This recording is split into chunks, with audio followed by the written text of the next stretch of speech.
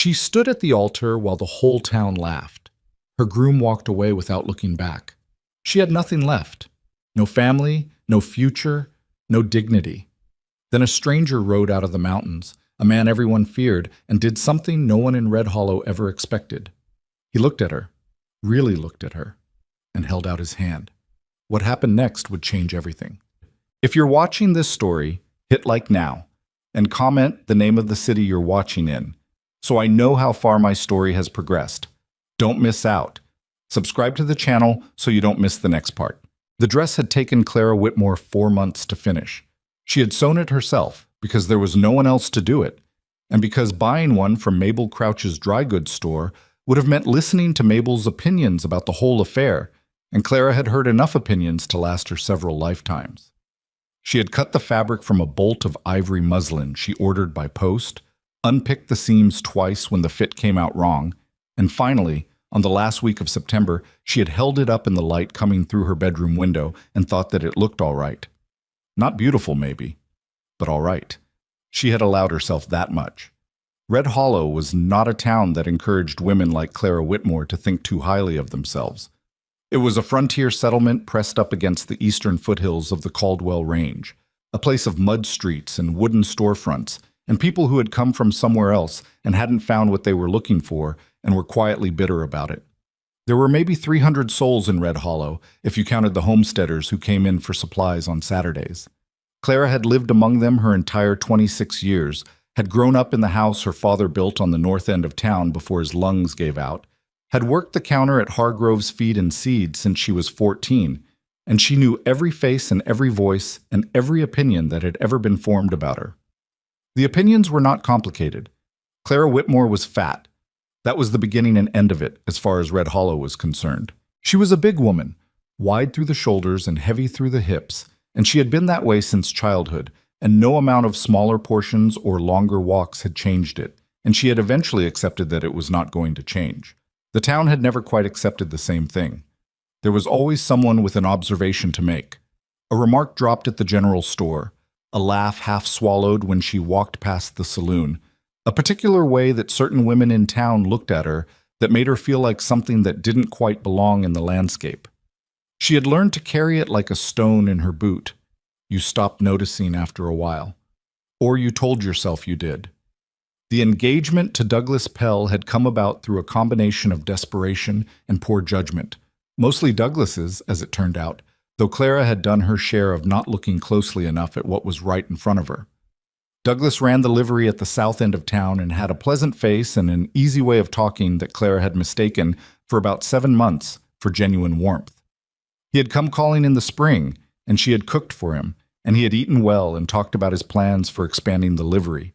And somewhere in there he had mentioned that a man needed a wife who could run a household, and Clara had said that she supposed he did. And the next week he had produced a ring that was slightly too small, and had asked her to marry him in a way that was more matter-of-fact than romantic. She had said yes because she was 26 and tired, and because she thought maybe this was how it happened for people like her, not with grand declarations but with practicality and a ring that didn't quite fit. She did not tell herself it was love. She wasn't sure she believed in love anymore, not the kind the songs talked about, but she believed in companionship and shared work and not being alone in the world, and she had thought Douglas Pell might give her those things. She found out otherwise on the morning of October the 4th. The ceremony was set for 10 o'clock in the open square at the center of town because Red Hollow didn't have a proper church, just a fellowship hall that smelled of mildew and mice and doubled as a meeting room for the town council. Reverend Alcott, who wasn't actually an ordained reverend but had read enough scripture to pass for one in a place this remote, had agreed to officiate. The whole town turned out, not because they were fond of Clara or because they wished her well, but because people in small frontier towns did not have a great deal of entertainment, and a wedding was a wedding. Clara had walked to the square alone. There was no father to walk beside her, no brother, no one. She had dressed herself in the ivory dress and pinned her hair up as best she could and walked the 3 blocks from her house with her chin level and her hands clasped in front of her and the stone in her boot sitting heavier than usual. The crowd had parted when she arrived. She remembered that. The way they stepped aside and looked at her, not the way people look at a bride, that particular softness, but with a curiosity that had something harder underneath it. She heard somebody say something she didn't catch, and then a ripple of laughter, low and quickly suppressed, and she had kept her eyes on the wooden platform that served as the altar and told herself to keep walking. Douglas was not there yet. She waited. Reverend Alcott was there, sweating in his good coat, looking at his watch. The townspeople were there, arranged in a rough semicircle, talking among themselves in voices pitched just low enough that she couldn't quite make out the words. The sun was already fierce for October, beating down on the square without mercy, and Clara stood in it and waited. At 10 past 10, Roy Tillman came through the crowd. Roy worked at the livery with Douglas, a lean young man with a sunburned neck who had never in Clara's memory managed to look her in the eye. He was not looking at her now either. He was looking at the ground between them. "Miss Whitmore," he said. "Roy. Douglas asked me to—" Stopped, started again. "He said to tell you he's sorry." Clara looked at him. "Sorry?" "He said—" Roy's jaw worked. "He said he thought it over and he doesn't think it's going to work out. He's already gone." Took the early stage. The silence that followed was about 2 seconds long. Clara counted them. Then someone laughed. She didn't see who. It didn't matter who. The laugh spread the way fire spreads through dry grass, from one person to the next, quick and thoughtless. And within a moment, it had moved through the whole crowd, people turning to each other and grinning, somebody saying, "I told you," to somebody else. And Clara stood in the middle of it in her ivory dress, with the sun on her face, and her hands still clasped in front of her, and the whole world rearranged itself into something she didn't have a word for. Not sadness. Not quite. Something that sat in the chest like a weight and made it hard to breathe. She did not cry. She made a decision, right there in that moment, that she was not going to cry in front of these people. That was the one thing she had. She was not going to let them take it. She stood straight. She unclenched her hands. She looked out at the crowd, all these faces she had known her whole life, laughing at her, and she looked at them one by one and let them look back, and she did not flinch. But she didn't know what to do next. That was the honest truth of it. She had no plan for this. She had a plan for the wedding and for the life that came after, and for the adjustments that would be required and the compromises and the slow business of making something work. But she had no plan for standing in a town square in a dress she sewed herself, while the people she had lived among her entire life laughed themselves breathless at her misfortune. So she just stood there. That was when she heard it, the sound of hooves coming down the mountain road, deliberate and unhurried, cutting through the noise of the crowd. Rhett Blackstone was not a man that Red Hollow's people were comfortable with, even on the best of days. He came into town maybe 3 or 4 times a year to trade pelts and pick up supplies, and on those days the saloon got a little quieter when he walked in, and the men who were usually quick with opinions found pressing business elsewhere. He was not a large man, no taller than average, built lean and hard the way mountain men got built, with calloused hands and a face that had been weathered by altitude and cold into something angular and unreadable. He kept a beard trimmed short, had dark hair that was starting to silver at the temples, and wore the same kind of battered canvas coat every time Clara had seen him, with a long-bladed knife on his left hip and a rifle slung across his back that he carried the way most men carried umbrellas. He was somewhere in his mid-30s. He spoke rarely. He looked at people with gray eyes that gave nothing away and seemed to see considerably more than most people were comfortable with. There were stories about Rhett Blackstone the way there were stories about any man who lived alone in rough country and didn't explain himself. Stories about fights he'd been in, men he'd run off his land, a confrontation with a group of claim jumpers 2 winters back that had ended badly for the claim jumpers. Clara didn't know which of the stories were true. She doubted anyone in town did. He rode into the square on a dark bay mare that looked as trail-worn and self-possessed as its rider, and the crowd's laughter dried up the way water dries up on hot rock, instantly and completely. He stopped at the edge of the crowd and looked at the scene in front of him. His eyes moved across it the way a man reads a situation, assessing, cataloging. Clara watched him do it. She watched him take in the platform and the reverend and the crowd and the lack of a groom, and finally, Clara herself in her ivory dress standing in the middle of it all. He sat there for a moment, Then he swung down from the horse with the economical ease of a man who had done it 10,000 times, looped the reins around the hitching post, and walked into the square. The crowd parted for him without anyone making a conscious decision to move. People just stepped back.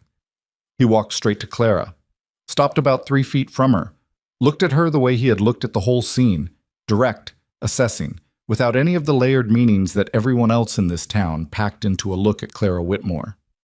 "You the Whitmore girl?" he said. His voice was lower than she expected. Quiet, but the kind of quiet that carries. "I am," she said. "Where's your groom?" "Gone," she said. "Took the morning stage." Rhett Blackstone nodded slowly, like this was information he was filing away somewhere. "That was a coward's move," he said. Clara laughed, which surprised her, a short, sharp sound that came out before she could stop it. "Yes," she said. "It was." He looked at her for another moment. The crowd around them was so quiet she could hear the mayor breathing behind him. "I've got a cabin up on the north face of the Caldwell Range," he said. "Been up there 8 years. It's not a fine place, but it's solid and it doesn't leak much. I could use someone who knows how to manage a household, someone practical." Clara stared at him. "Are you—" She stopped. Started again. "Are you proposing to me? Right now? In front of all these people?" "I'm making a proposal," he said. "You can call it what you like." "You don't know me," she said. "I know you work at Hargrove's and you've worked there since you were young, and Tom Hargrove has never once complained about your work. And that tells me something. I know you didn't cry when your groom left, which tells me something else." He glanced briefly at the crowd, then back at her. "And I know you're standing here straight when most people would be running. That tells me the most." Clara looked at this man she barely knew. She was aware, acutely aware, of every pair of eyes in the square trained on the two of them. She was aware of what they were thinking, that Rhett Blackstone had lost his mind, or was making a joke at her expense, or had been up on the mountain too long and couldn't tell a marriageable woman from a— She stopped that thought. "If I say yes," she said carefully, "I need you to know that I will not be something you feel sorry for. I won't be a charity case, and I won't be grateful in a way that shrinks me. If I come to your mountain, I'll carry my weight." Something in his expression shifted. Not quite a smile. More like the slight adjustment a man makes when something he expected to be one thing turns out to be another. "I know that," he said. "That's why I'm asking." Clara Whitmore stood in her ivory dress in the middle of Red Hollow's town square, with the sun overhead and the laughter gone cold around her. And she thought about everything she had in this town. The house with its leaking roof. The job at Hargrove's that would be considerably more uncomfortable now. The faces watching her right now with that particular brand of pity that was worse than mockery, because at least mockery didn't pretend to care. She thought about the stone in her boot. "All right," she said. "Yes." The crowd erupted, not in congratulation, but in the disbelieving, half-scandalized noise of people who had expected a spectacle and received a completely different one than they'd planned for. She heard "Lord have mercy" from somewhere to her left, and "He's lost his mind" from someone else, and a woman saying to her companion, "She'll be back inside a month," with the confident satisfaction of someone who has never been wrong about anything. Clara turned and walked with Rhett Blackstone to his horse. She didn't look back at the crowd. She didn't have anything to say to them. She did notice, as she passed the hitching post, that the ivory dress was going to be completely wrong for the mountains. She was already thinking about what to replace it with. They were married 3 days later by a circuit judge passing through a town called Barlow's Creek, 18 miles east of Red Hollow. The ceremony took approximately 4 minutes and involved no flowers, no crowd, and no laughter. The judge's wife signed as witness. Afterward, the judge's wife pressed Clara's hand and said, "You look practical," in a tone that Clara chose to take as a compliment. Rhett paid for lunch at the town's only restaurant, a place with 4 tables and a cook who seemed personally offended by the act of cooking, and they ate in something close to silence, not an uncomfortable silence, more the kind that settles between two people who have both decided to stop performing and see what's actually there.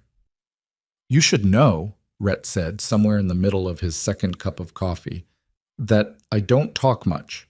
Not because I have a low opinion of conversation, but because I've spent most of my time in places where there wasn't anyone to have it with. That's fine, Clara said. I don't need to fill every silence. He looked at her. Most people do. I'm not most people, she said, as has recently been demonstrated. He almost smiled. She caught the edge of it before it disappeared. They rode back toward the mountains in the late afternoon, Clara on a borrowed horse that the judge's wife had arranged, with a single trunk of belongings tied to the back of Rhett's saddle. Everything she'd decided to bring, which was considerably less than everything she owned. She had sold the house before they left. She had not said goodbye to anyone in Red Hollow except Tom Hargrove, who had shaken her hand and told her he hoped she knew what she was doing, and she had said she probably didn't, but that she was doing it anyway. The Caldwell Range rose ahead of them as they rode, the peaks gray and distant in the afternoon light, the foothills coming closer with every mile. Clara watched the mountains and thought about what she was riding toward and what she was riding away from, and she did not let herself be afraid of either one. She was afraid, of course. She would have been a fool not to be. She was riding into country she didn't know with a man she barely knew, and she had nothing to fall back on if it went wrong. But fear had never been a reason to stay somewhere that was eating her alive, and Red Hollow had been doing that since she was old enough to understand what the looks meant. At least the mountains wouldn't look at her like that. The cabin was not what she had expected, which was both better and worse in different measures. It was better because it was solid, built from logs so thick you could barely span them with both arms, with a roof that didn't leak except in one corner. Rhett pointed out matter-of-factly, as though leaks were a feature he'd grown accustomed to, and a stone fireplace that took up most of the north wall and threw serious heat when it was going. It was set on a bench of land about 2/3 of the way up the north face, sheltered on 3 sides by pines so old and tall they created their own weather. There was a creek 20 yards downhill, a well dug just outside the door, a small outbuilding where Rhett kept his tools and supplies, and a view from the front step that on clear days extended all the way south to where the plains started, flat and brown and enormous. It was worse because it was small. One main room, one sleeping area divided from the main room by a heavy curtain, a loft above where Rhett kept extra traps and equipment. The floor was packed earth except near the fire where he'd laid down flat stones. The one window looked west and let in the afternoon sun, but not much else. The entire place smelled of wood smoke and animal hides and the particular cold mineral smell of mountain air coming under the door. Clara stood in the middle of the main room with her trunk beside her and looked at all of it, and said nothing for a long moment. I know it's not much, Rhett said from the doorway. He hadn't come inside yet, as if he was waiting to see what she made of it. It's functional, she said, because it was, and because she was not going to be the kind of woman who complained about the things she'd walked into deliberately. The chimney draws well? Better than you'd expect. The roof, that one corner, we'll need to fix it before deep winter. I was planning to. What else needs doing? He looked at her for a moment. The chinking on the east wall needs work. Drafty in January. The door on the outbuilding doesn't hang right. Creek needs clearing upstream. There's a blockage that'll cause problems when the snowmelt comes. All right, she said. She set her coat on the table and rolled up her sleeves. Show me where you keep the tools. The first month was the hardest education of Clara's life, and she had not had an easy education to begin with. She had known hard work. She was not under any illusions about that. Working a feed store counter for 12 years was not light duty. The lifting, the inventory, the long hours on her feet, the way Tom Hargrove's bookkeeping system required half an hour of interpretation before it made sense. She had kept a house alone since her father died when she was 20, had managed her own repairs and winter preparations in food stores. She was not delicate. She had never been delicate. But the mountain had a different understanding of what hard meant. The first week, she burned her hands on the fire grate and cut her palm on a saw blade and fell twice on the ice that formed overnight on the path to the outbuilding. She skinned a rabbit Rhett brought in and ruined the pelt, and he showed her the right cut without any particular emotion in his voice, just the information, and she did it over until she got it right. She learned to read the sky the way he did. The particular color and texture of clouds that meant weather coming fast. The shift in wind that preceded a temperature drop. The sound the pines made in a coming storm versus the sound they made in a passing wind. She was slow at all of it, and she was very aware of being slow, and she did not let that stop her. Rhett was a patient teacher, which surprised her. She didn't know exactly what she had expected. Some version of the hard, closed-off man everyone in town described. And there were moments when he was that. When he came back from a day of checking traps, not wanting conversation, or when something troubled him that he wouldn't name, and he went silent in a way that felt like a wall. But when she asked him to teach her something, he taught her.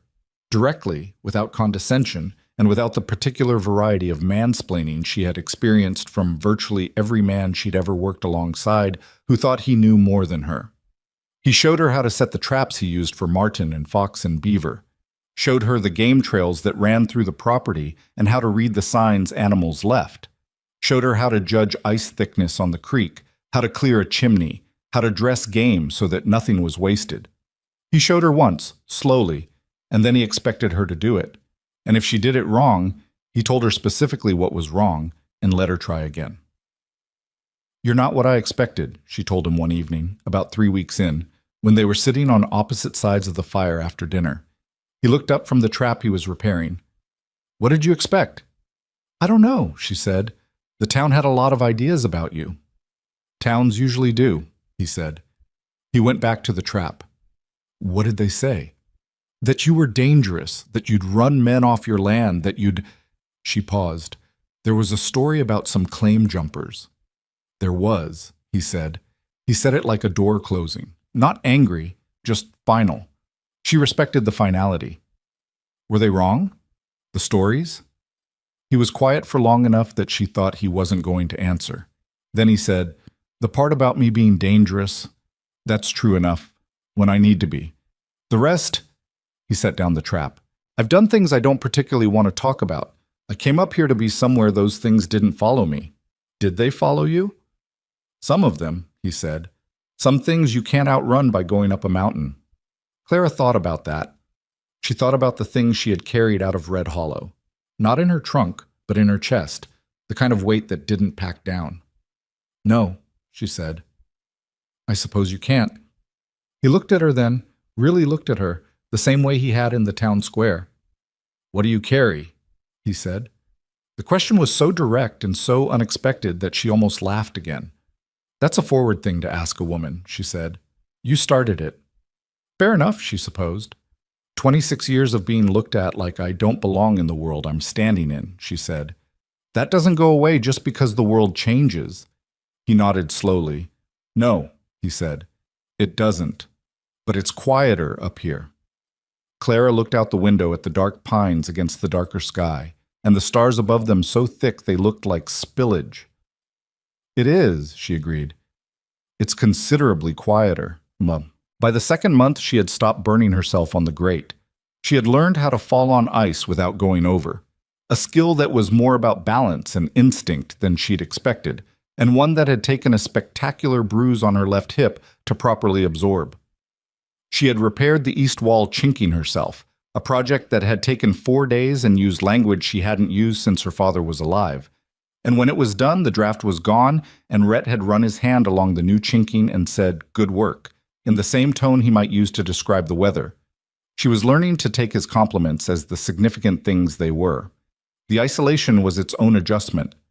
In Red Hollow, she had spent 12 hours a day among people, customers, Tom Hargrove, the flow of town life. She had not liked all of it, had not liked most of it if she was being precise, but it had been a structure she understood. Up on the mountain, the nearest neighbor was 6 miles south along a trail that was barely passable in good weather. The nearest town was Red Hollow, which she had no desire to return to, and the next nearest was Barlow's Creek, a day's ride down the other side of the range. She found, somewhat to her own surprise, that she didn't miss the company. She missed the sense of a wider world going on somewhere, news, the way events moved through a community and gave the days a shape. But she didn't miss the people specifically. What she had up here, this quiet life with its punishing physical demands, and its early nights, and its long conversations with a man who chose every word carefully, this felt more honest than anything she had known before. What she did not expect was how much she would come to enjoy the hunting. Red had started taking her along on his rounds of the trap lines in the 3rd week, mostly because a second pair of eyes was useful, and he had decided she could keep up. She could, barely, though the first few mornings had nearly killed her. Miles of terrain that went steadily up and then precipitously down, in temperatures that dropped 20 degrees below town level, moving through snow that came to her knees in the drifts. But she had kept up, and the next week was marginally easier, and the week after that she had started to feel something in her legs and lungs that she didn't have a word for yet. Not strength exactly, but the beginning of it. The shape strength would eventually fill. She started to see things on those mornings that she had never seen before and had no idea existed. A pair of elk moving through a clearing at dawn, so large and unhurried they looked like a different order of creature than anything she had encountered. A lynx watching them from a pine branch, gray and patient, yellow-eyed, so still it was barely distinguishable from the bark. The way the snow looked at first light, before the sun hit it and washed out its colors, lavender in the shadows, pale gold on the ridges, and the sky above them enormous and pink at the rim and dark blue overhead, and moving through all of it a wind so cold and clean it almost hurt to breathe. "Is it always like this?" she asked one morning, standing on a ridge with the whole valley spread below them. Rhett was crouching by a trap, resetting it. "Like what?" She gestured at the view, at all of it, not quite finding the words. He glanced at the valley and then back at his work. "More or less," he said. "Some mornings are worse." "I meant—" She stopped. "I don't think I have the right words for it." He looked up at her then, and this time the thing at the edge of his mouth was definitely a smile, brief and crooked and quickly retracted. "You don't need them," he said. "It's not a thing you need to name." She found out about his past in pieces. The way you find things out when a person has decided what they will and won't say but cannot entirely control what shows. There had been a family, once. That much she gathered from an unguarded moment when she asked about a small photograph tucked into a crevice in the wall above the fireplace. A woman, a child, their faces weathered and faded by years in rough conditions. He had looked at the photograph for a long time before he answered her, and what he said was only, "Before." Before what? She didn't ask. Not then. She filed it and let it alone. There had been violence more than the claim jumper story suggested. She put this together from the way he moved, not with aggression, but with a particular kind of readiness that didn't switch off, a way of taking in every room and every approach from the high ground and noting exits. From the scar that ran from his left ear to his jaw that he mentioned only once, briefly, in the context of explaining something unrelated, and from the way he woke sometimes in the night and sat upright with a sound that wasn't quite a word in any language she knew. She didn't ask about those nights either. She just lay still and waited, and after a few minutes she would hear his breathing slow, and she would let herself sleep again. She had her own nights when she lay awake and replayed the scene in the town square with a precision that embarrassed her. The laughter, the way it had moved through the crowd, Roy Tillman looking at the ground. Nights when she reached into the place where her future had been and found it rearranged into something she didn't entirely recognize yet. On one of those nights, she got up and went to sit by the banked fire, the way her father had taught her when she was small and sleep wouldn't come. She sat there in the dark with the coals glowing red and the cold pressing against the walls, and after a while she heard the curtain move and Rhett came and sat in the other chair. They sat without talking for a while. The fire ticked and settled. "Couldn't sleep," he said. It wasn't a question. "No." "You think about it much? Red Hollow?" Clara considered lying and decided not to. "Sometimes. Less than I expected." He was quiet. "I think about the thing that brought me up here," he said finally. "Less than I used to, but sometimes." "Does it help, being up here?" "It helps enough," he said. "That's the most I can say for it." Clara looked at the fire. "That might be all anything can do," she said. "Help enough." He looked at her profile in the firelight. "You're a more philosophical woman than I expected," he said. And there was something in how he said it, not surprised exactly, but as though the thing she'd turned out to be was something he'd needed and hadn't known how to say so. "You keep saying that," she said, "that I'm not what you expected." "You keep being something I didn't expect," he said, and went back to looking at the fire. Thought, by winter, Red Hollow seemed like something from a previous life. Not a bad dream exactly, more like a story someone else had told her. about a woman who stood in a town square in an ivory dress while people laughed, who had made a decision most people thought was reckless or desperate or both, and had ridden up a mountain to see what was there. What was there, it turned out, was this: cold and work and silence, and a man who was broken in ways that Clara was beginning to understand, and a landscape that had no opinion of her size, and mornings so brutally beautiful they made the 30 years before them feel like prelude. She was not perfectly happy. She did not romanticize what her life had become. Her hands were rough in a way they would never recover from. Her knees ached in the cold in a way they hadn't before. There were days when the isolation pressed down and she would have given considerable money for a conversation with someone other than Rhett Blackstone, who on those days might say 11 words between dawn and supper and seemed to think that was plenty. But she was stronger than she had ever been. She had carried a mountain's worth of work through her body, and something in her had shifted, not in the way people in town had always implied she ought to shift, smaller, less, diminished, but the other direction, more capable, more herself. As though the mountain had taken what the town had been trying to sand away and built it back in a different form. She was learning who she was when no one was watching and no one was judging, and the only measure that mattered was whether she had done the work or hadn't. She had done the work. On a morning in late November, she stood on the ridge above the cabin in the blue-gray light before sunrise, her breath making clouds in the still air. The mountains above her lit pink at the peaks and dark below, and she thought about the ivory dress at the bottom of her trunk. She had kept it, though she couldn't have said precisely why. Maybe because it was evidence of something. Not the humiliation, she was done carrying that, but the decision that came after it. The moment she had looked at Rhett Blackstone's extended hand and chosen something she didn't understand over something she'd given up on, she was glad she had. She was not going to pretend it was easy or that she knew how it would go from here, but she was glad. Below, in the cabin, she could see the first thread of smoke beginning from the chimney. Rhett was up, getting the fire going. He would have coffee started by the time she got back down. She stood for a moment more in the cold and the quiet, looking at the mountains above and the valley below, and the enormous sky beginning to lighten at its eastern edge. And then she turned and started back down the trail, moving easily over the ground she'd crossed 100 times now, her footing sure, and her breath steady, and her hands ready for whatever the day brought. Behind her, the peaks caught the first light and went white. The mountain did not care who she had been in Red Hollow. It only knew what she did here, today, in this moment, and what she was capable of. And Clara Whitmore, the bride everyone laughed at, was beginning, slowly and without ceremony, to find out. The first snow came early that year.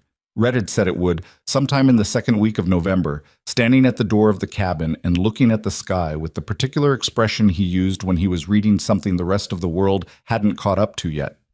Clara had looked at the same sky and seen clouds, gray, heavy, moving from the northwest. He had seen what was inside them. 3 days, he said. 3 days until what? Snow. Real snow. Not what we've had.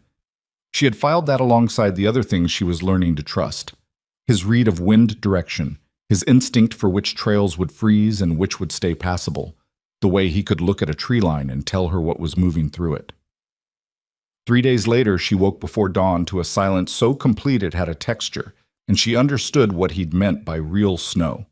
It had come in overnight, and it had not stopped. By mid-morning, the drifts against the cabin's east wall were shoulder-high on her, and the path to the outbuilding had ceased to exist. "We'll be clearing that every morning," Rhett said, handing her one of the 2 flat-bladed shovels he'd had leaning against the wall since October. "Every morning," she repeated, "until April." He pulled on his coat. "Some mornings twice."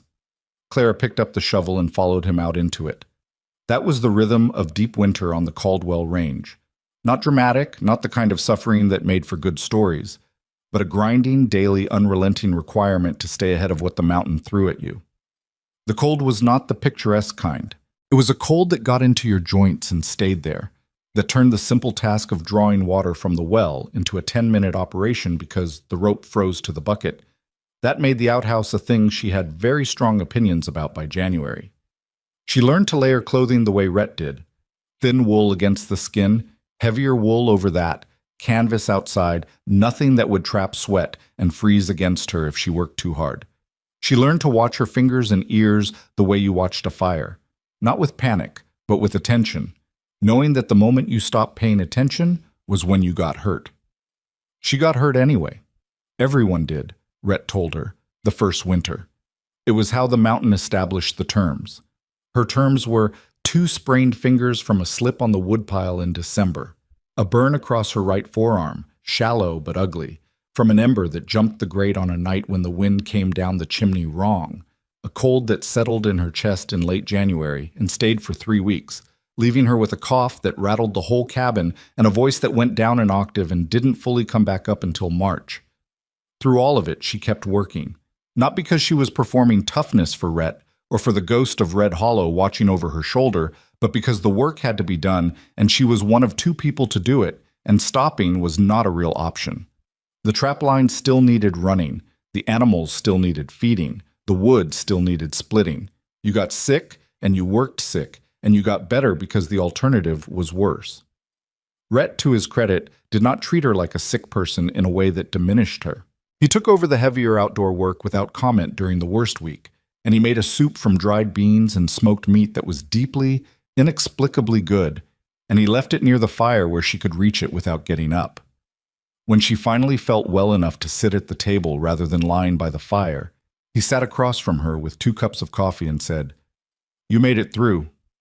"I always make it through things," she said, which came out rougher than she intended because of the cough. "I know," he said. "I just meant the first bad sickness up here is the worst. Your body's still adjusting." "How long did your first one last?" "A month," he said. "I lost 12 pounds." She almost laughed, stopped herself because it would have become a coughing fit. "You could not have afforded 12 pounds, she said. "No," he agreed, and drank his coffee. What she hadn't expected, what she could not have predicted from any version of herself that existed before the mountain, was that she would come to love the trap lines. Not the trapping itself, not precisely. She had made a kind of peace with the killing that was built into it, the way you made peace with anything that was necessary and couldn't be otherwise, but she did not love that part.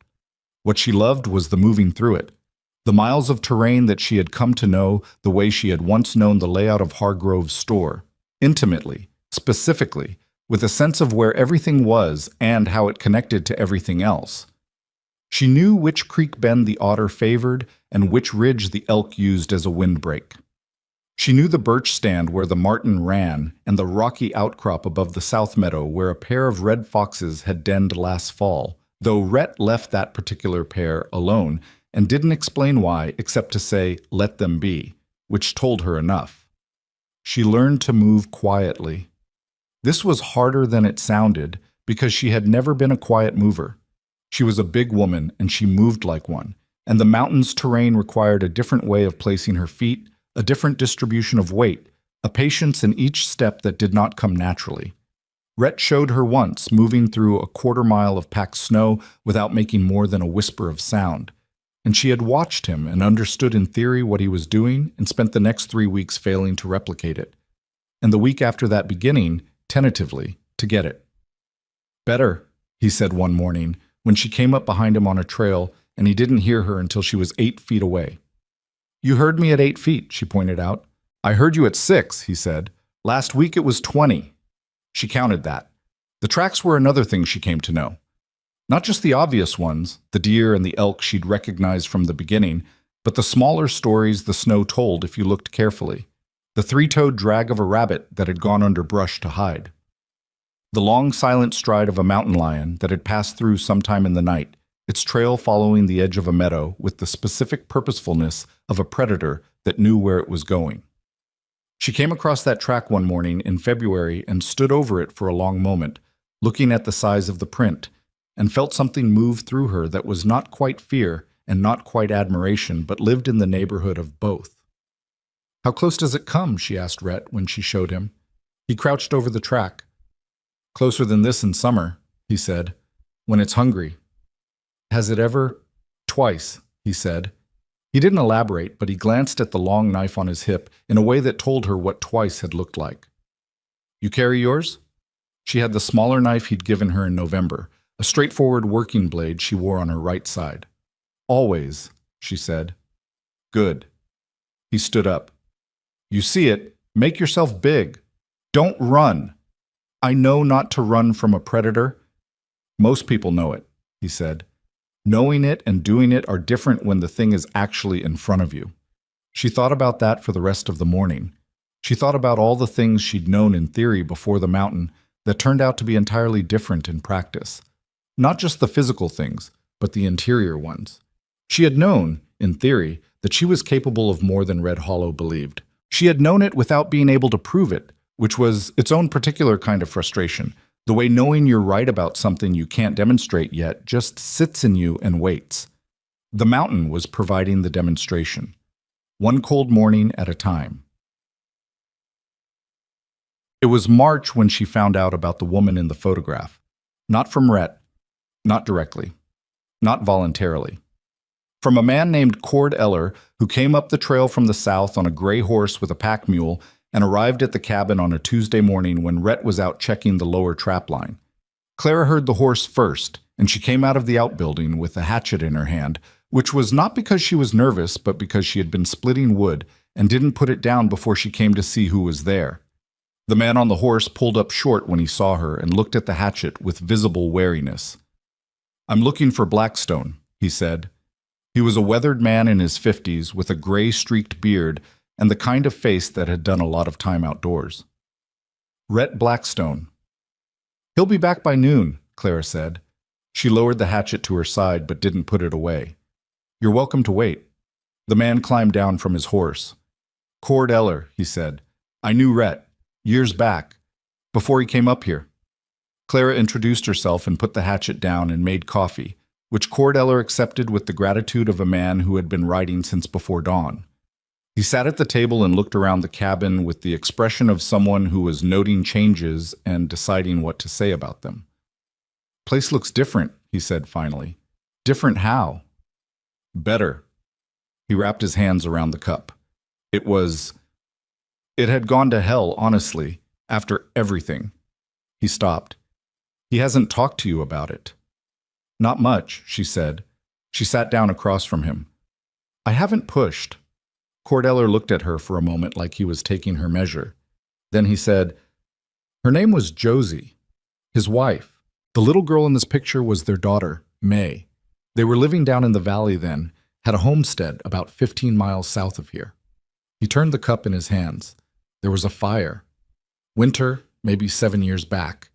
Rhett was out. He was always out. That was his nature even then. Always working the land, checking the lines. He came back and the homestead was gone. Clara was quiet. They never found out if it was accident or set, Cord said. That was the worst of it, I think, not knowing. There were some men who had an interest in that land Rhett had refused to sell. And it might have been them, or it might have been a chimney spark. He spent a year trying to find out, nearly killed himself trying. Then he came up here and stopped trying. He paused. Or stopped talking about it. I'm not sure those are the same. They're not, Clara said. The sound of Rhett's boots on the step came before either of them expected it. He pushed through the door, bringing cold air and the smell of pine, and stopped when he saw Cord Eller at his table. The look on his face went through several things quickly and settled on something closed and careful.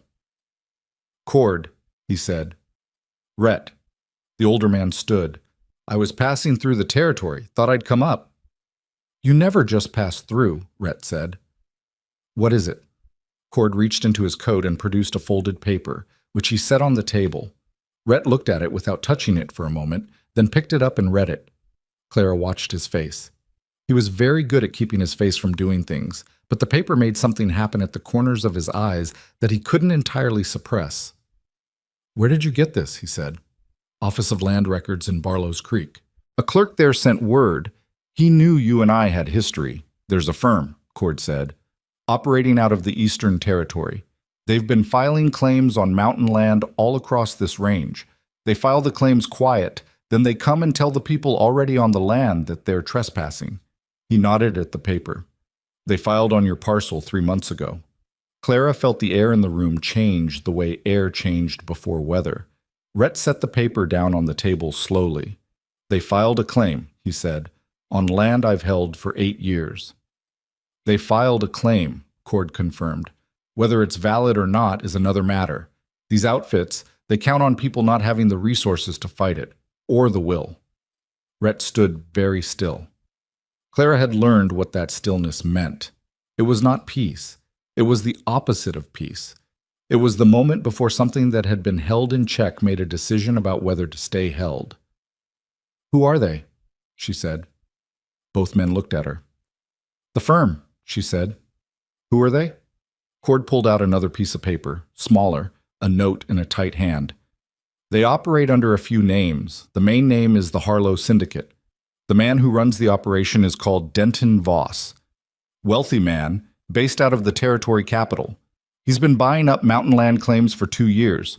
Legitimate ones where he can get them, fabricated ones where he can't." "Why mountain land?" Clara asked. "What's here that's worth that kind of effort?" Cord and Rhett exchanged a look. It was Rhett who answered. "Silver," he said. "There was a survey done 2 years back. Someone surveyed the Caldwell Range and found significant deposits through the north face." He looked at the table. "I knew about it. I didn't think it would matter. The deposits are deep, hard to get to. But if someone had the money to—" "They'd need the land first," Clara said. "They'd need the land first," he agreed. She picked up the paper Cord had brought and read it herself. The legal language was dense, but the shape of it was clear enough. A claim filed on the exact parcel Rhett's cabin sat on, dated October of the previous year. Someone had known, or suspected, and had moved while she and Rhett were still working out the terms of sharing a roof. "What happens if you don't respond to the claim?" she asked. "They get the land," Rhett said flatly. "And if you do respond?" "Then it goes to the land court in the territory capital, and whoever has the better lawyers and the more money tends to win." He looked at the paper in her hands. "Which won't be me." Clara set the paper down. She was aware of something moving in her, not fear, or not only fear, but a kind of clarifying anger that she recognized from the town square. The feeling of being expected to step aside, to accept what someone else had decided about her life, to be diminished by someone who assumed she lacked the will to fight back. She had not stepped aside in the town square. "Then we need better information than they think we have," she said. "Where's the original deed for this parcel?" Rhett looked at her. "In the strongbox under the floor," he said after a moment. "With the survey records from when I first claimed the land." "How detailed are the survey records?" "Detailed enough." She looked at Cord Eller. "You said the clerk in Barlow's Creek sent word because he knew you. Is he trustworthy?" "As trustworthy as anyone in a land records office can be," Cord said carefully, which was not a ringing endorsement, but was something. "We need to know everything the Harlow Syndicate has filed in this territory," she said. "Every claim, every piece of land. If they've done this before, they've made mistakes before.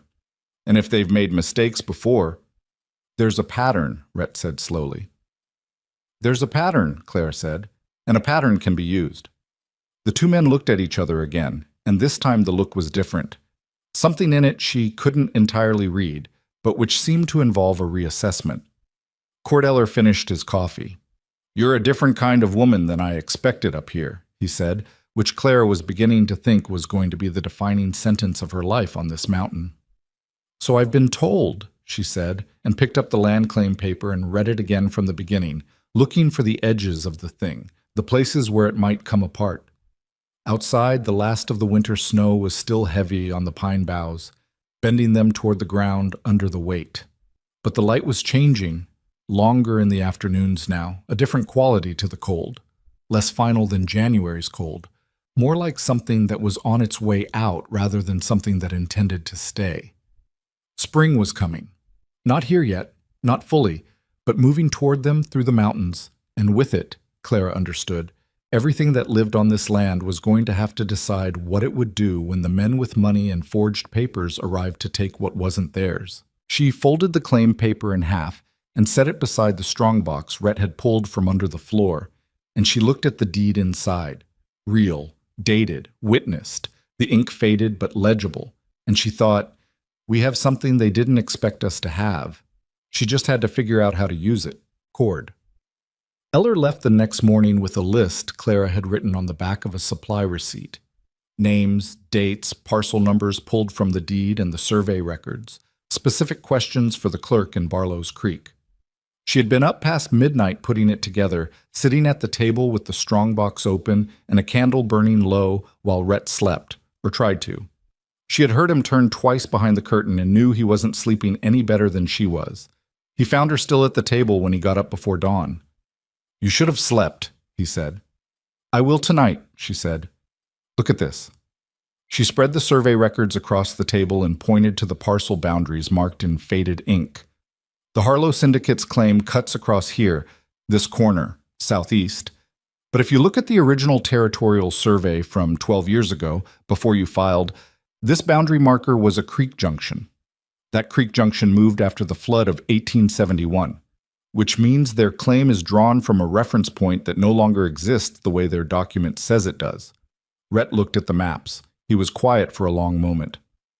"That's a thin argument," he said finally. "It's a starting point," she said. "Thin is better than nothing." He looked at her across the table, at the candle burned to a nub and the papers spread in the half-dark, at the ink stains on her fingers from writing all night. He pulled out the chair across from her and sat down and looked at the maps himself. And they spent the next 2 hours going through everything in the strongbox together. And by the time the light came through the west window, Clara had 3 separate irregularities in the syndicate's claim that might, in front of the right judge, amount to something. Might. She knew it wasn't enough. She knew it the way you know a roof is holding, but can hear the strain in the timbers. Well, the men came in April, when the snow was still deep in the shadowed draws, but the south-facing slopes had opened up to mud and new grass. There were 6 of them, riding up the main trail from the valley in the mid-morning, and Clara saw them from the ridge above the cabin where she had gone to check the upper trap line. She counted them twice to be sure. 6, well-mounted, and the last 2 had rifles across their saddles in the open way men carry rifles when they want you to notice them. She came down off the ridge fast, not running but close to it, and got to the cabin 3 minutes before they reached the clearing. 6, she told Rhett, 2 with rifles showing.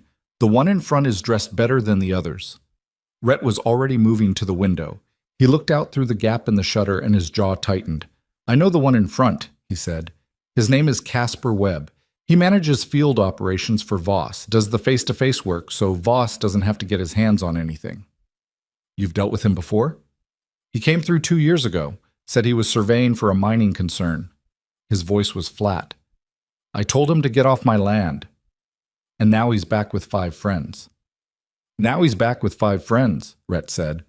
He went to the corner where his rifle leaned and checked the load with the particular efficiency of a man for whom this was muscle memory. Clara went to her own side of the cabin and retrieved the smaller rifle she'd been learning to shoot since February. Not well enough, she thought, not for what this might become, but well enough for close range. She checked it the way Rhett had taught her and stood to one side of the door. "Stay back from the window," he said.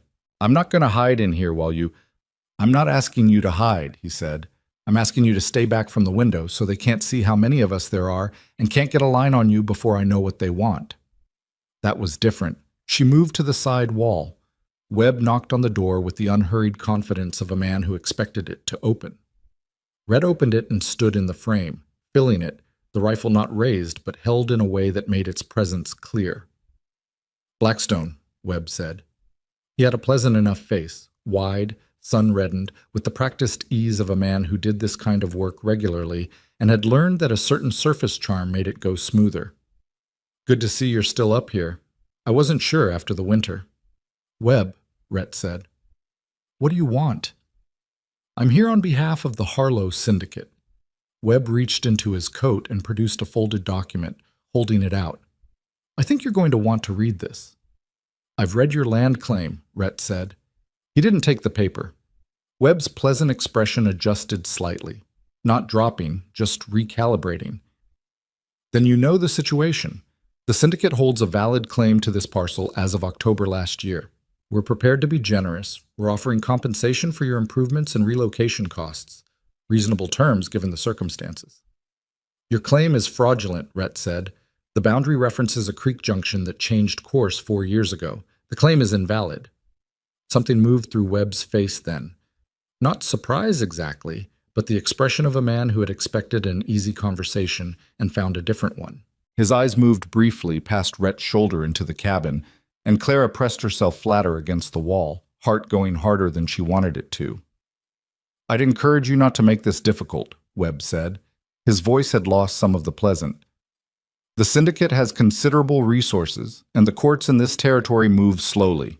By the time any dispute is resolved, the mining operation will be well established, and any claim you have will be worth considerably less than what we're offering right now." "Get off my land," Rhett said. The silence that followed had a specific quality. Clara had felt it before, on the mountain. The moment before weather broke, when everything went very still and the air tightened. Webb folded the paper back into his coat. "We'll be in touch," he said, in a tone that was the opposite of how those words usually sound. He turned his horse, and the 5 men behind him turned with him, and they rode back down the trail, and Clara finally let out the breath she'd been holding for the last 4 minutes. She came to the door and stood beside Rhett, and they watched until the riders were out of sight in the trees. "They'll be back," she said. "Yes," he said, "with more than 6. They came back 11 days later with 9 men and an ultimatum delivered on paper, giving Rhett 48 hours to vacate the property. In those 11 days, Clara had not been idle. She had ridden down to Barlow's Creek herself, a full day's ride, to meet with the land records clerk Cord Eller had mentioned, a meticulous, anxious man named Pruitt, who wore his nervousness like a second coat, but who had, as Cord had suggested, a conscience that gave him trouble at night. Pruitt had confirmed what she suspected.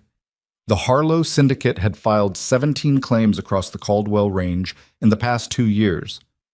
Of those, 11 had been uncontested, families and solo settlers who had taken the compensation or simply disappeared rather than fight. 3 were in dispute in the territory court, moving at the speed of cold tar. 3, including Rhett's, were newly filed. "How many of these claims do you think are legitimate?" she asked Pruitt directly. The clerk looked at the window. "That's not really my place to—" "Mr. Pruitt," she said. "How many?" He looked back at his desk. 4, he said quietly. "Maybe 5. The rest—" He stopped. "There are irregularities. The kind of irregularities that happen when someone has good legal resources and is counting on nobody looking closely." "I'm looking closely," Clara said. "I need copies of the filings for every syndicate claim in this territory. Everyone." Pruitt's hands went still on his desk.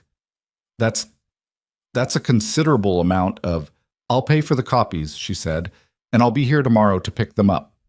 She rode back up the mountain that night under a half moon, with the copies rolled in oilskin in her saddlebag, her back aching from the ride and her mind running fast over what she had. It wasn't complete. It wasn't the clean, irrefutable proof she needed, but it was beginning to take shape. When she got back to the cabin, she found Rhett had not been idle either. He had ridden the property boundaries and marked out, in his own careful notation, every natural feature of the terrain: the narrow passes, the rockfall zones, the draws that became impassable mud in rain, the ridge lines that offered view of every approach to the cabin. He spread his notes on the table beside her documents, and they looked at both together, and Clara felt the 2 things join in her mind the way rivers join, not cleanly, but forming something larger than either one alone. "If they come in force," she said, "they'll come up the main trail. It's the only route that'll handle that many horses." "Unless they split," Rhett said. "Webb's smart enough to split them, send the main group up the trail and flank from the East Ridge." "The East Ridge approach goes through that rockfall section, the one you marked here," she pointed. "How stable is that?" Rhett looked at the mark. "Not very," he said slowly. "Not if something were to disturb it." Clara looked at him. He was looking at the map with an expression she was learning to recognize, the quiet, methodical working through of a problem that he did before he spoke about it. "What are you thinking?" she said. "I'm thinking," he said, "that the mountain can do a lot of the work for us if we're smart about how we ask it." They talked until well past midnight, and what they built between them in those hours was not a battle plan exactly. Neither of them wanted a battle, wanted the violence of it, the irrevocability of men shooting at other men on a mountain.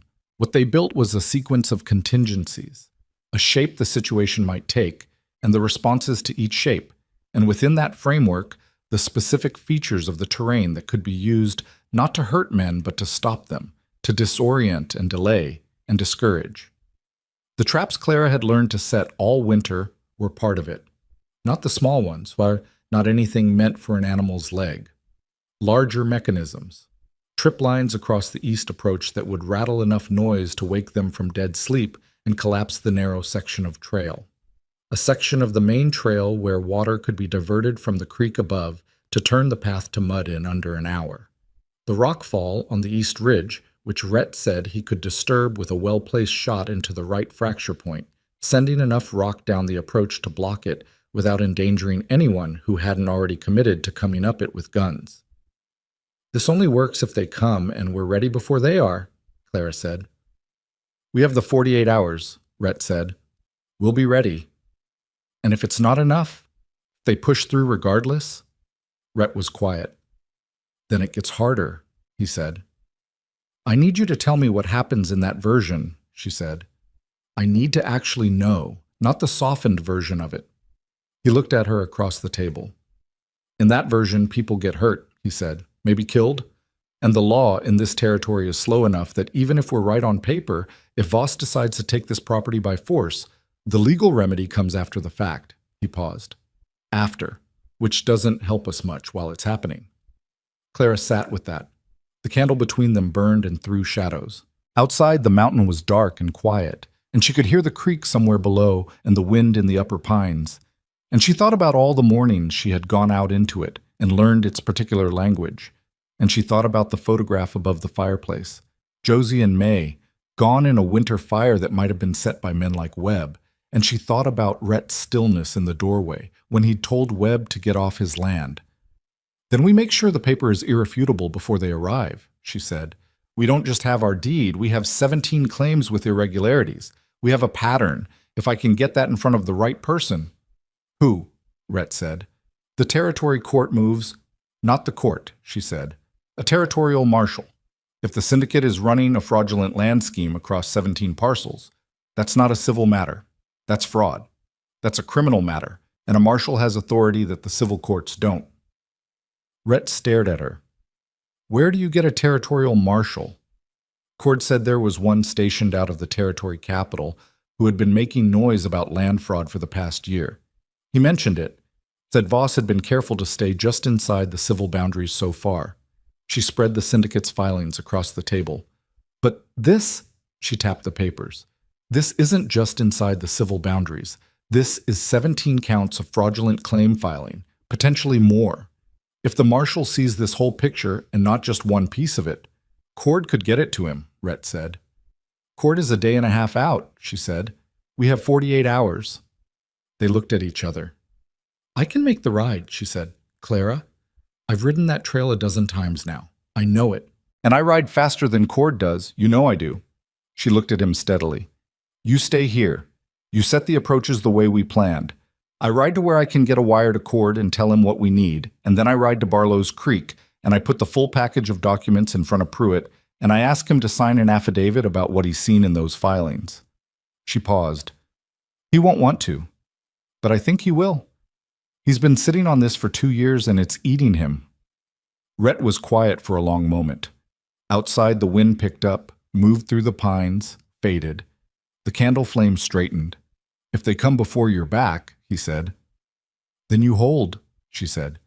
You know this mountain better than they ever will. You hold, and you don't let them reach the cabin, and I will be back. Something moved through his expression, not fear for himself, she didn't think. Something else. Something that had to do with the photograph above the fireplace and a homestead 15 miles south and a winter night 7 years ago.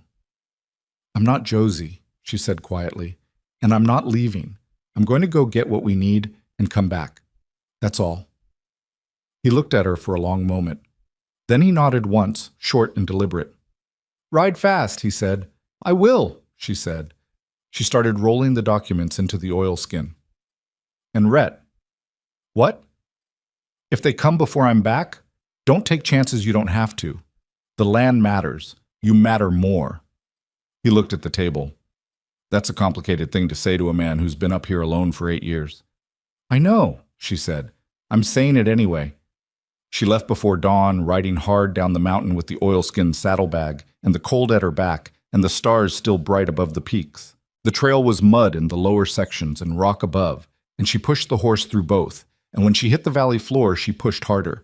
Behind her, somewhere above on the north face, Rhett was already moving through the dark with a length of rope and a working knowledge of where every loose stone on the east ridge sat. And Clara rode south with the whole weight of the mountain behind her, and the picture of 17 fraudulent land claims spread across a table burning clear in her mind. She had 48 hours. She intended to use every minute of them. She made it to Barlow's Creek in just under 9 hours. The horse was lathered and blowing when she pulled up at the telegraph office, and Clara's legs were shaking when she hit the ground. Not from fear, but from the simple physical fact of 9 hours in the saddle over rough terrain, the last 2 in the dark with only the trail's shape to guide her. She tied the horse at the post and went inside with the oilskin under her arm, and the clerk behind the counter looked at the state of her, mud-splashed, hair half down, breathing hard, with the expression of a man encountering something outside his usual Tuesday. "I need to send a wire," she said, "and then I need to find Elias Pruitt." The wire went to Cord Eller at the address Rhett had given her, a boarding house in a town called Sellers Ford, where Cord had mentioned he wintered. She kept it short because she had to, and because short was harder to misread. Harlow Syndicate moving on Blackstone parcel. Have 17 filings with irregularities. Need territorial marshal contact urgently. Ride if you can. C. She paid for the wire and walked the 3 blocks to the land records office in the dark, with the clock on the courthouse reading just past 9 in the evening, and she knocked on the door of the residence attached to the back of the building, which was where Pruitt lived, because a man who maintained land records in a town this size did not keep them far from where he slept. Pruitt answered in his nightshirt with a lamp in one hand and a look of deep alarm on his face.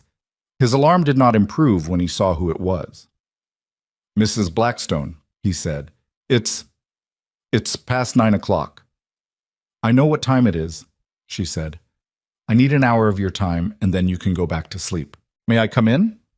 He let her in, which told her something about him, that despite his nervousness and his obvious discomfort, he had not closed the door on her.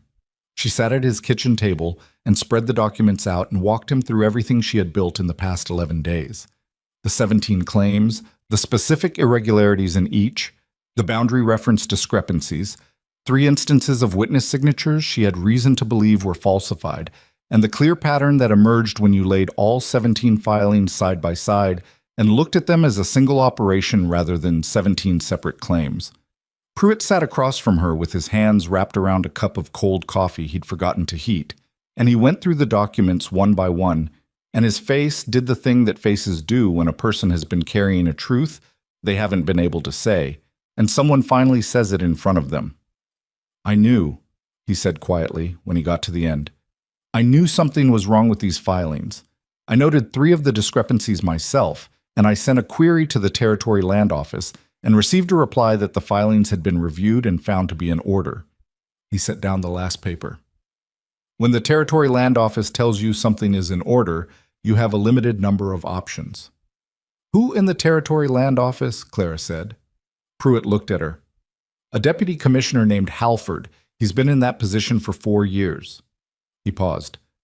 "Denton Voss has been operating in this territory for 3. Clara sat back. "Halford is Voss's man." "I have no proof of that," Pruitt said carefully. "No," she said. "But it's the explanation that fits." She looked at him. "Mr. Pruitt, I need you to write an affidavit.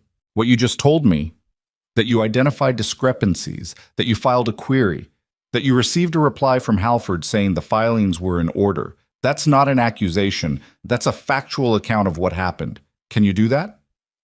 The clock on Pruitt's wall ticked 6 times while he didn't answer. "If Voss finds out I signed an affidavit against his filings," he started. "If Voss gets this land," she said, "he won't stop at our parcel. He has 13 more on this range already. He will keep going until every family on the Caldwell Range has been pushed off their land or bought out for a fraction of what it's worth, and the man in the territory office who's supposed to catch that is on his payroll." She held his gaze. You've been sitting on this for 2 years because there was no one to take it to.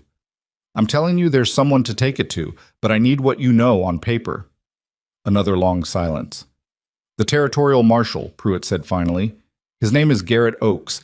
He's been trying to build a fraud case against the syndicate for 8 months. The problem has been documentation. The syndicate is careful enough that each individual filing, looked at alone, can be explained. But if someone brought him the full picture—" He stopped, looked at the documents on his table. "All 17 with the query I filed and Halford's response and a documented chain of the discrepancies. That's the case he can't explain away," Clara said. Pruitt got up from the table. He went to the cabinet in the corner where he kept his official stationery and came back with paper and a pen and an ink bottle, and he sat down and began to write, and Clara sat across from him and did not say anything else while he did it. He wrote for 40 minutes. She did not rush him. When he was finished, he signed it and blotted it and looked at her across the table. "Marshal Oakes works out of the territory capital," he said. "That's 3 days' hard ride." "Where does he travel?" she said. "Where does he operate in the field?" "He has a deputy stationed in a town called Crossfield, 40 miles south of here." Pruitt hesitated. "I don't know if the deputy has the same authority to act." "Who is the deputy?" "A man named Sutter, young but serious. He's been Oakes's deputy for 2 years. He paused. "I know him a little. He used to stop in here when he was passing through. He's the kind of man who reads his regulations carefully." "That's what I need," Clara said. She left Barlow's Creek at 11 that night with the affidavit in the oilskin alongside the rest, and she pushed south toward Crossfield on a horse that needed rest. She couldn't give it yet, and she rode through what was left of the dark thinking about Rhett. Alone on the mountain, setting his trip lines and his diversions and his rockfall triggers, and she pushed the thought of what might happen if the syndicate moved early to the back of her mind and kept it there by focusing on the road. She found Deputy Sutter at his office at 7 in the morning, which was where a serious young man who read his regulations would be. He was younger than Pruitt had suggested, mid-20s, thin, with the slightly startled look of someone who had prepared carefully for the job, and was finding that the job kept presenting situations his preparation hadn't covered. Clara walked in and put the oilskin on his desk and said, "My name is Clara Blackstone. I have a fraudulent land claim being enforced on my property in the Caldwell Range right now. I have documentation of 17 fraudulent filings by the same operation, an affidavit from the Barlow's Creek Land Records clerk, and reason to believe a deputy commissioner in the Territory Land Office is complicit. I need you to ride with me today." Sutter stared at her. "Today," she repeated. "Ma'am," he said carefully, "I'd need to review Then review it fast," she said. "I have maybe 30 hours before my husband is outnumbered on a mountain with 9 armed men and a forged eviction order." He reviewed it. She watched him go through the documents with the focused attention of a man who was, as Pruitt had said, serious about his work. And she watched the moment when the full shape of it became clear to him. Not a single disputed claim, but a systematic, territory-wide operation, shielded by a corrupt official, that had already displaced 11 families from their land. He looked up from the papers. "The affidavit from Pruitt. He signed this freely?" "He did," she said. "He's been wanting to sign something like that for 2 years. Sutter was quiet for a moment. Then he stood up and went to the back room where his gear was. "I'll need to wire Marshal Oakes," he called through the door. "Wire him from the road," she said. "There's a telegraph station in Millhaven, 20 miles north. We can hit it on the way." A pause. "You already mapped the route?" "I mapped it last night," she said. "Can you ride?" He came back through the door with his coat on and his rifle in hand and the expression of a young man who had just decided something about himself. "I can ride," he said. They made Millhaven by noon. Sutter sent his wire to Marshal Oakes from the station there, a detailed summary of what he'd reviewed, what he intended to do, and a request for backup to follow as soon as Oakes could arrange it. The station operator, a woman of about 60 who read the wire twice with visible interest before sending it, looked at Clara when she was done and said, "You're the one that's got the land trouble on Caldwell Range?" "News travels," Clara said. "Cordeller came through here last night heading north," the woman said. He asked me to tell anyone who looked like they were connected to the Blackstone parcel that he's bringing 2 men who owe him favors, and they'll be at the mountain before sunset. Clara felt something in her chest release that she hadn't fully known was coiled. "Thank you," she said. "Eller's a good man," the station operator said. "You tell Rhett Blackstone that Margaret Tully said to hold on." "I'll tell him," Clara said. Forward. They hit the base of the mountain at 4 in the afternoon. Clara heard it before she saw it. Not gunfire, not yet, but the sound carried on the mountain air that meant men moving through terrain in numbers. The particular noise of horses on rock and voices not bothering to stay quiet. She pulled up, and Sutter pulled up beside her, and they listened. "East side," she said. "How many?" "Can't tell from here." She looked at the trail. "The main trail goes up here. There's a secondary approach east that they may be using to flank. Rhett knew they might split. If they're already on the mountain, then we go up the main trail and we go fast," she said, and pushed her horse into the climb before he finished the sentence. The main trail was hard going after the winter, soft in the lower sections, rocky and steep above the tree line, requiring the horses to pick their way with care that cost time she didn't have. She could hear more now, clear as they climbed. Voices somewhere above and to the right. The east approach, she thought. And then, close and sharp, the sound of something large giving way on the ridge, a rumble of moving rock that echoed off the peaks, and the voices on the east approach got suddenly louder, and then very suddenly quieter. The rockfall. Rhett had triggered the rockfall on the east ridge, which meant they were close enough to the cabin that he'd had to use it. She pushed the horse harder and came around the last bend in the trail into the clearing in front of the cabin. And the scene she found there was not the ambush she had feared, but it was close enough to make her heart knock against her ribs. 4 of Webb's men were in the clearing, on foot, their horses tied at the tree line. Webb himself was 20 yards from the cabin door, and Rhett was in the doorway with his rifle leveled, and the particular geometry of those positions told Clara everything about what had been happening for the last hour. Webb's group had made it up the main trail and reached the cabin, and Rhett had kept them out of it, and the standoff had been holding, but holding was not a permanent condition. She rode into the clearing and pulled up hard between Webb and the cabin door, which was not the careful and considered thing to do, but consideration was a luxury she didn't have. Webb's men went for their weapons and stopped when Sutter rode in right behind her with his badge visible and his rifle raised.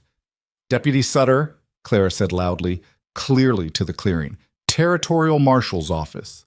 The sound of that moved through Webb's men the way cold water moves through a room. A visible, physical reaction, the readjustment of bodies and hands and intentions. Webb had not moved. He stood his ground and looked at Sutter with the calculating expression of a man running numbers. "Deputy," he said, "this is a civil matter. We have a valid land claim. You have 17 fraudulent land claims," Sutter said. His voice was steadier than Clara expected from a man his age in a clearing with 4 armed men. "I have documentation of each one, a signed affidavit from a land records clerk attesting to irregularities in the filing process, and I have reason to believe a territory official has been complicit in approving fraudulent documents." He kept his rifle level. "That's not a civil matter, Mr. Webb. That's criminal fraud. And I'm placing you under arrest pending a full investigation." The silence that followed was the longest Clara had ever experienced.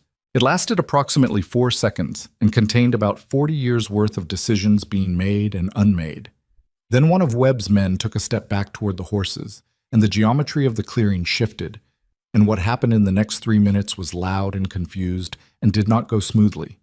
One man bolted and Sutter went after him. 2 others looked at each other and made the calculation that 4-to-1 odds had just become considerably less appealing, and the fourth, a heavy-set man who had been watching the whole thing from near the trees, put his hands up with the air of someone who had seen the way this was going for some time and had made his peace with it. Webb himself didn't run.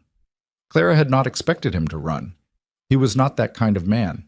He stood in the clearing while his hired men made their various decisions around him, and he looked at Clara with an expression she couldn't entirely read. Not defeated, not yet, but the look of a man who was recalculating what came next. "You think this stops Voss?" he said, when the noise had settled. I think it starts something that stops Voss, she said. That's different. He has lawyers, Webb said. He has money. He has Halford, she said. And Halford's name is in Pruitt's affidavit. That's the part that stops him. Something crossed Webb's face. A flicker of something that might have been surprise or might have been the recognition that the woman in front of him had reached further than he'd expected. You put Halford in an affidavit, he said. I didn't, she said. Pruitt did. I just asked the right question. Rhett came out of the cabin doorway and walked across the clearing to stand beside her. He looked at her, at the mud and the exhaustion and the oilskin saddlebag, and the fact that she was there, had come back as she said she would. And he did not say anything, but he put his hand briefly on her arm, the particular touch of a man who has been doing the math on a bad outcome for 30 hours and is adjusting his figures. There were 3 on the east approach, he said. They're not going anywhere. The rockfall blocked the trail. He looked at Sutter, who was coming back across the clearing with the man who had bolted, considerably less enthusiastic than when he'd left. You're the law? Deputy Sutter, Clara said. He came. Rhett looked at the deputy. You'll need to get men up the east trail, he said. The 3 up there aren't armed anymore. A pause that contained a complete story. But they'll need an escort down. What did you do? Clara said. I made it clear to them that their rifles were less useful than they thought, he said in a tone that closed the subject. Cordeller arrived 40 minutes later with 2 men Clara didn't know, but who had the look of people Cord had accumulated over a long life of being the kind of person other people owed things to. They came up the trail to find Webb in restraints, 3 men coming down off the east ridge under Rhett's watch, Sutter writing in his notebook with the focused energy of a man who understood that everything he put down in the next hour was going to matter in a court of law, and Clara sitting on the step of the cabin with her boots off, because her feet had been in those boots for 37 hours, and she had reached the end of her ability to be reasonable about it. Cord looked at her. He looked at the clearing, at the state of affairs, at Rhett coming back down from the ridge, and then he looked at her again. You did all this, he said. It wasn't quite a question. We did all this, she said, and nodded toward Rhett. Cord looked at Rhett, who had come to stand at the edge of the clearing. Some communication passed between the 2 old men that Clara wasn't party to, the kind of look that covers a lot of shared history in a short space. She's something, Cord said. Yes, Rhett said. She is. The sun was going down behind the western peaks, painting the snow on the high ridges orange and then pink and then a deep darkening red, and the mountain went quiet the way it went quiet at day's end. Not peacefully exactly, but with the particular relief of something that had been under pressure easing off. One by one, the things that needed doing got done. Sutter organized his prisoners and his paperwork. Cord and his men set up camp at the edge of the clearing. The horses got seen to. Clara went inside and made coffee on the fire because it was the practical thing to do and because she needed something to do with her hands while her body remembered that it was exhausted, and Rhett came in and sat at the table and did not say much and didn't need to. Webb said this doesn't stop Voss, she said, pouring. He's right, Rhett said. This doesn't stop Voss. It starts the thing that stops Voss. She looked at him. That's what I said. I know, he said. I heard you. He wrapped his hands around the cup.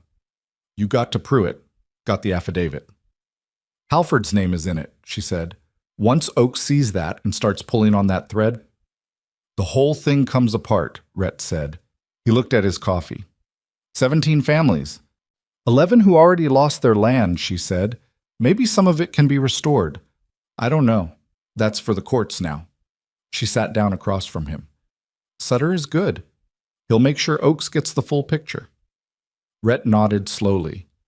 Outside, Cord's voice carried on the evening air, saying something to one of his men, and somewhere up on the east ridge a loose stone shifted and fell, and the mountain resettled itself with the absolute indifference to human events that was one of the things Clara had come, over the past months, to find oddly comforting.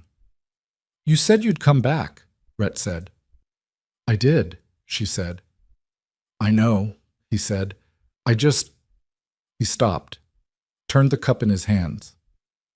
I'm not good at people not coming back. She looked at him across the table. This man who had built himself a life specifically designed to minimize the number of things that could be taken from him, who had gone 8 years on this mountain, making himself self-sufficient against the particular cruelty of loss. She thought about Josie and May and the homestead 15 miles south, and the year he'd spent trying to find out what happened, and then stopped trying and came further up the mountain instead. "I know you're not," she said. "That's why I told you before I left, so you'd know it wasn't that kind of leaving." He was quiet for a moment. Then he said, "You're the most unexpected thing that has ever happened to me, and I have had some unexpected things happen to me." It was the most he had said about what she meant to him in the entire time she had been on this mountain, and it arrived so quietly and directly that it landed differently than a declaration would have. She felt it in her chest the way you feel cold air, immediate and real and slightly difficult to breathe through. "I'm going to hold that over you for a very long time," she said. The edge of his mouth moved. "I know," he said. Outside the window, the last light was leaving the peaks, and the clearing was settling into the particular companionable noise of people making camp, and the mountain held them in its cold and its quiet, and the coffee was hot, and for now, not permanently, not without complication, because nothing on this mountain was without complication. For now, it was enough. Marshal Garrett Oakes arrived on the mountain 6 days after the standoff in the clearing, and he was not what Clara had expected. She had built a picture of him from Pruitt's description and Sutter's deference. A serious man, a careful man, someone who read regulations and followed procedure. What rode up the main trail on a gray horse was a heavy-set man in his late 50s with a drooping gray mustache and the kind of unhurried manner that either meant he was slow or meant he had nothing left to prove. And within 10 minutes of sitting at Clara's table with her coffee and her documents, it became clear it was the latter. He went through everything she had assembled without speaking. Pruitt's affidavit, the 17 filings, her own notes on the boundary discrepancies, the query Pruitt had filed, and Halford's response. He read it all the way.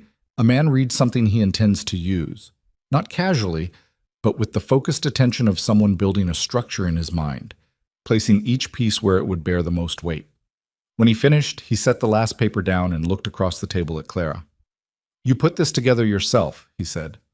"My husband had the original deed and survey records," she said. "The land records clerk had the knowledge. I just connected what was already there." Oakes looked at Rhett, who was leaning against the far wall with his arms crossed, and then back at Clara. "Pruitt's been sitting on this for 2 years," he said. "He needed someone to ask the right question," she said. Oakes picked up the affidavit again. "Halford." He said the name the way you say a word you've been waiting to say for a long time. "I've had Halford's name in the back of my mind for 14 months. Couldn't get to him from any angle. Every time I got close, the documentation was just clean enough." He set the paper down. "This isn't just clean enough." "No," Clara said, "it isn't." He looked at her for a moment with an expression she couldn't categorize, something between respect and the kind of frank appraisal that didn't need to be flattering, to be honest. "Mrs. Blackstone," he said, "in 22 years of this work, I have had approximately 3 civilians bring me something I could actually use. You're the 4th. "I just want my land back," she said. "You'll get your land back," he said, "and Voss is going to have a considerably harder year than he planned for." Denton Voss was arrested in the territory capital 7 weeks later. Halford was arrested the same day, at his office in the Land Commissioner's building, and the story that came out over the following months in the territory's legal proceedings was larger than even Clara had suspected. Not 17 fraudulent claims, but 23, spanning 3 counties, representing a coordinated operation that had been running for nearly 4 years. The deputy commissioner had been approving syndicate filings and burying challenges for a flat fee paid quarterly through a land-holding company that existed only on paper. Clara followed the proceedings from the mountain in the letters Sutter sent her and the occasional newspaper Cord Eller brought up when he passed through. The legal machinery was slow and imperfect, and several things that should have been simple turned out not to be, and there were moments when she read an update and felt the frustration of watching justice move at the pace of cold water through rock. But it moved. Oakes was thorough and Sutter was meticulous, and Pruitt, having signed his name to the affidavit and survived the initial terror of having done so, turned out to be a remarkably detailed witness, with a memory for filing dates and document numbers that proved invaluable. Webb entered a plea that reduced his sentence in exchange for testimony against Voss. Halford did not, and consequently did considerably worse in court. Voss himself hired 4 lawyers and spent 8 months fighting it, which was exactly the kind of resource advantage that had made the scheme work for so long. But Oakes had built the case wide enough and deep enough that there was no single thread Voss could pull to unravel it, and by the following spring, Denton Voss was looking at 12 years in the Territorial Penitentiary and an order to pay restitution to 11 displaced families. 11 families. Clara thought about that number in the evening, sitting by the fire. 11 families who had taken compensation or simply been pushed out, whose land had passed into the syndicate's holdings and been stripped of its original purpose. The court ordered restoration of title, where the land hadn't already been developed, and for the others, financial settlement, which was imperfect. You could not give a family back the years they had spent somewhere else, the homestead work that was now someone else's, the particular grief of losing land you had built a life on. That was the part that didn't resolve cleanly. Clara had learned enough about loss by now to understand that some things didn't resolve, they just changed shape. But the land was stopped, the operation was dismantled, and that was not nothing. That was in fact the most that could reasonably be done, and she had learned also to take what could be done and not hollow it out by grieving what couldn't. The news reached Red Hollow in the way news reached small frontier towns, not all at once, but in pieces, accumulating over weeks, carried by travelers and tradespeople and the slow telegraph of community gossip. Cordeller, who seemed to have a gift for being present at the moment a story needed carrying, spent a considerable amount of time in the saloon in Red Hollow over the summer. And what he said there, factually, without embellishment, because Cord had no gift for embellishment and knew it, traveled outward from that saloon the way water travels from a stone dropped in still water. Clara heard about it secondhand from Tom Hargrove, who rode up the mountain in July with a load of supplies she hadn't ordered and the barely suppressed energy of a man carrying news he's pleased about. "Town's talking," he told her, over coffee on the cabin step, in the particular directness of a man who had always been straight with her. "About what you did, what you found, the affidavit, and the marshal, and all of it." "I imagine they're talking," she said. "Not the way they used to talk," he said. He looked at his cup. "Clara, I was one of the people standing in that square. I didn't laugh, but I stood there and I didn't say anything, and that was—" He stopped. "I should have said something. When Douglas left. When they laughed. I should have." She looked at the old man who had given her 12 years of steady work and never once been unkind to her, who had also never once stood up for her in a way that cost him anything. She thought about what to say and settled on the truth. "You could have," she said. "But you didn't, and I left. And what I found up here is better than anything Red Hollow ever offered me. So I find it hard to be as angry about that as I probably should be." Hargrove was quiet. "The place has changed," he said finally. "Some of it. Not all of it. Small towns don't change all at once. But people know your name differently now. Even the ones who—" He trailed off. "Even the ones who laughed," she said. "Even them," he said. "It matters, Clara. What you did matters to people in ways they're having trouble saying." She thought about that after he rode back down the mountain. She thought about whether it mattered to her. What Red Hollow said, how Red Hollow said her name now, whether the shift from mockery to respect was something she needed. She sat with the question honestly, the way she had learned to sit with things up here, without rushing to a comfortable answer. What she found was, it mattered some. She was human enough to feel the difference, to notice the absence of something that had sat in her chest for 26 years. Not the wound exactly. The wound was something she'd have the rest of her life in some form, but the specific daily pressure of it, the weight of being publicly dismissed, the stone in the boot. That was lighter now. She was not going to pretend otherwise.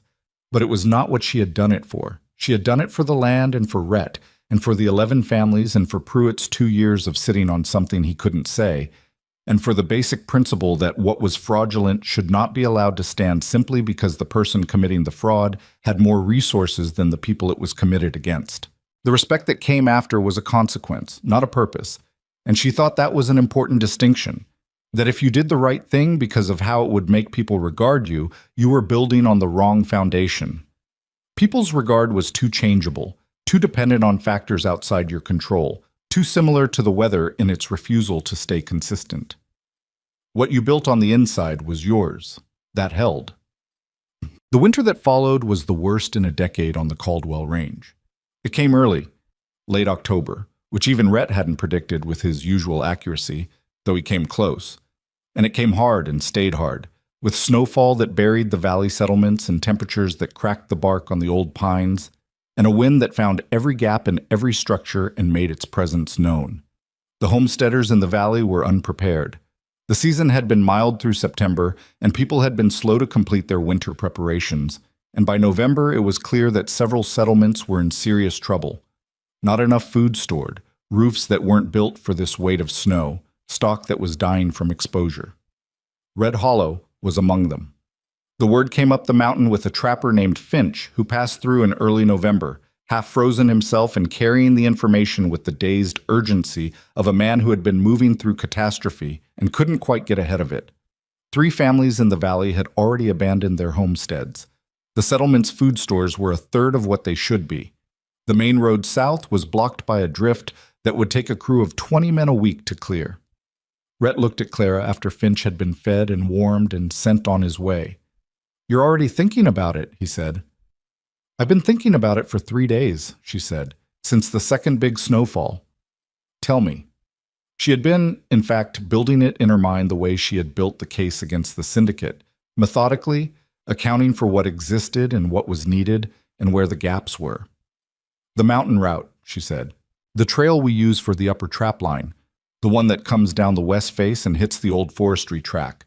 That track connects to Red Hollow's north end. It's not passable for wagons, but it's passable for pack horses. If we run supply lines through the upper trap line," Rhett said. He was quiet for a moment.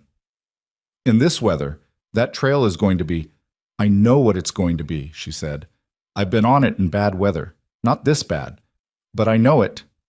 Clara, there are families down there who are going to lose children to this winter," she said. It came out flat and certain because it was. She had seen enough of what cold did when it had time and opportunity. "I know what that trail is. I also know it can be done. We'd need help. We can't run it just the 2 of us." Rhett sat back. She watched him work through it. Not whether, she realized, but how. He had already passed the weather without making a production of it. "Cord," he said. "Cord, and whoever Cord can bring. And there are 2 homesteaders on the south face, the Aldermans and the family that came up in August, the Prices. They're provisioned well, I think. If they'd contribute—" "They would," he said.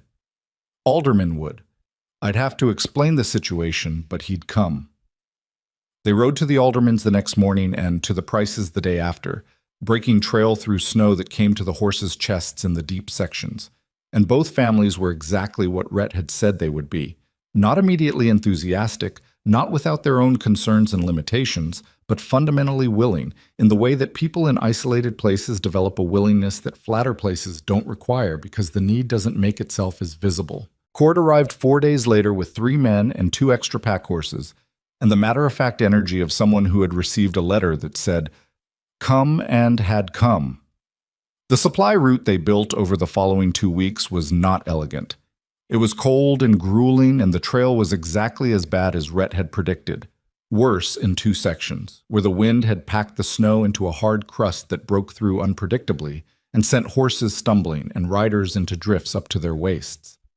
Clara fell twice in the first week and pulled a muscle in her right shoulder on the second day that made every trip after it a specific kind of misery she managed by not talking about it. One of Cord's men turned back after the first run, which Clara didn't blame him for, but which meant redistributing the loads, and she redistributed them without comment and kept going. They ran the route every 3 days. Food, medicine, lamp oil, extra wool blankets. On the 4th run, they brought down 2 families whose situations were too precarious to stay. A woman with 3 small children whose husband had broken his leg in a fall and couldn't help with wood or water, and an elderly man living alone whose stove had cracked and who was surviving on cold provisions and stubbornness. Red Hollow received them. That was the simple fact of it. The town that had laughed at Clara Whitmore in an ivory dress opened its remaining resources to the people coming off the mountain. And she didn't read too much into that. People in emergencies often become more than they are in ordinary times, and ordinary times have a way of returning them to what they were. But she noticed it. She filed it alongside the other things the winter was teaching her. The runs continued until February, when a thaw opened the southern road and proper supply wagons could get through. By that point, 7 families had been stabilized who might not have been, and the 2 Clara had brought down had begun to find their footing in the settlement with the particular tenacity of people who had been through something and knew the difference between inconvenience and genuine hardship. She went back to Red Hollow once, in March, when the road was clear and the mountain was loosening its hold on the season. Not to make a point, not because she needed anything from the town. She went to return the horse she had borrowed from the livery 8 months ago, the one she'd ridden to Barlow's Creek on the night she'd gone to find Pruitt, because she was not a woman who returned things late if she could help it, and because there was something incomplete about a debt unpaid.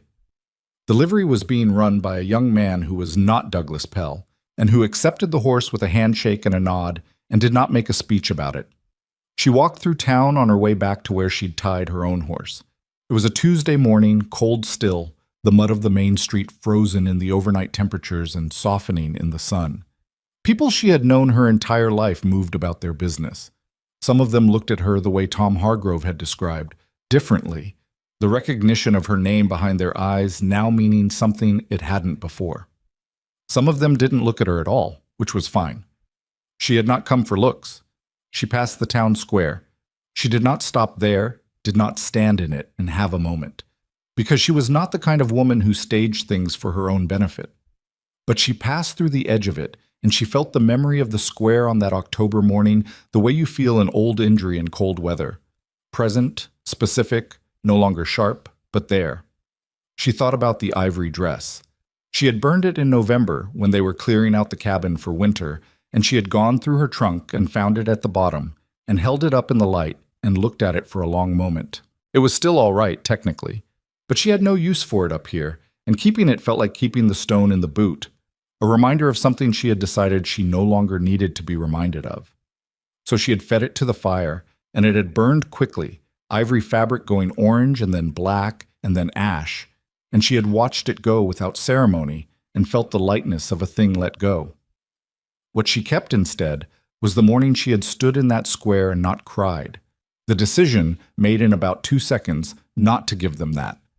She kept it not as a wound but as a fact about herself, that she was the kind of person who made that decision in that moment. That was worth carrying. The rest was just an old dress. Uptown. Spring came to the Caldwell Range the way it always came, argumentatively, taking 2 steps forward and 1 back, offering a week of warmth and then a late snow and then warmth again, until the snow conceded the lower elevations and retreated to the peaks where it lived year-round.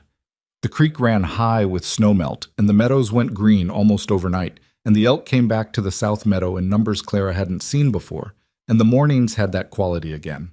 The one she had first noticed and told Rhett she didn't have words for, the quality of light and cold and enormity that still, a year and a half later, arrived like something new. She was at the upper trap line on a morning in late April when she stopped on the ridge and looked out at the valley, the way she had done on that November morning the previous year, when she'd thought about the ivory dress and the decision that had followed it. Below, the valley was green and immense, and Red Hollow was a small cluster of structures at its eastern edge, and the mountains were white above the tree line, and the sky was the particular blue that happened at altitude in spring, deep enough to fall into. She had been on this mountain 18 months. She had learned to move through it quietly. She had learned to read its weather and its terrain and its particular ways of trying to kill you if you weren't paying attention, and she had done that and learned the other things too. About a man who kept a photograph on his wall and whose stillness was not emptiness but the accumulated weight of things he had loved and lost, and about herself, about what existed in her when no one was weighing it and finding it insufficient. What existed was considerable. She had always suspected that. It had taken a mountain and a year and a half of work that left her hands rough and her legs strong and her mind more honest with itself than it had ever been to stop suspecting and simply know. Rhett came up behind her on the ridge, She heard him at about 12 feet now, which was as close as he could reliably get without her catching the sound, and he had stopped trying to beat it and started treating it as a joke they shared without naming. He stood beside her and looked at the valley. Sutter sent a letter, he said. Voss's appeal was denied. He reports to the penitentiary in June. Clara nodded. She had expected it, but expectation and confirmation were different things, and she let the confirmation settle. And the restitution, the 11 families? The court is processing the property restorations. Sutter says 4 of them are already back on their original land. The others, it's complicated. Some of the land was developed, but the financial settlements are moving. He paused. He also said Pruitt has been promoted, Deputy Land Commissioner. She laughed at that, a short surprise sound that the wind took and carried down the ridge. Good, she said. He earned it. Rhett was quiet for a moment. The wind moved through the pines below them with that sound she had come to know. The particular sound of a good day, not too much weather in it, just the mountain breathing. This is a different life than you planned for, he said. It wasn't an apology. It was an observation, offered in the way he offered most things, straight, without decoration, as if he trusted her to do what she wanted with it. Yes, she said. It is. Is it? He stopped, tried again. Are you? Rhett, she said, because she knew what he was trying to ask, and she knew also that the asking was costing him something, that he was not a man who asked whether people were all right in the places they had come to be, because people he had loved had stopped being in those places, and the asking felt probably like something that could go wrong. I'm good, she said. I'm not all right in the way people say when they mean fine and don't mean anything by it. I mean, I'm actually good.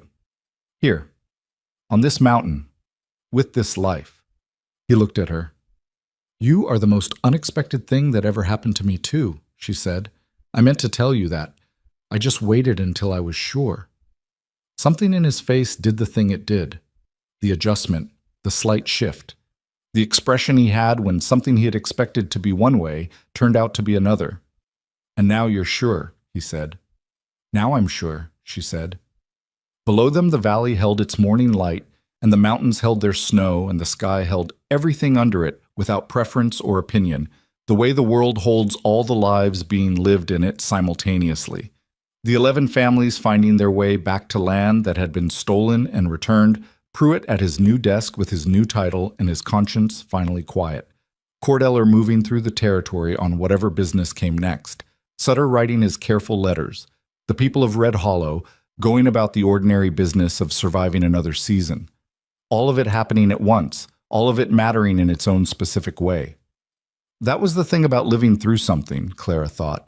You came out the other side changed in ways you could point to and ways you couldn't, and the world around you had also changed. And the relationship between you and that world was different in both directions. What it asked of you and what you were able to give.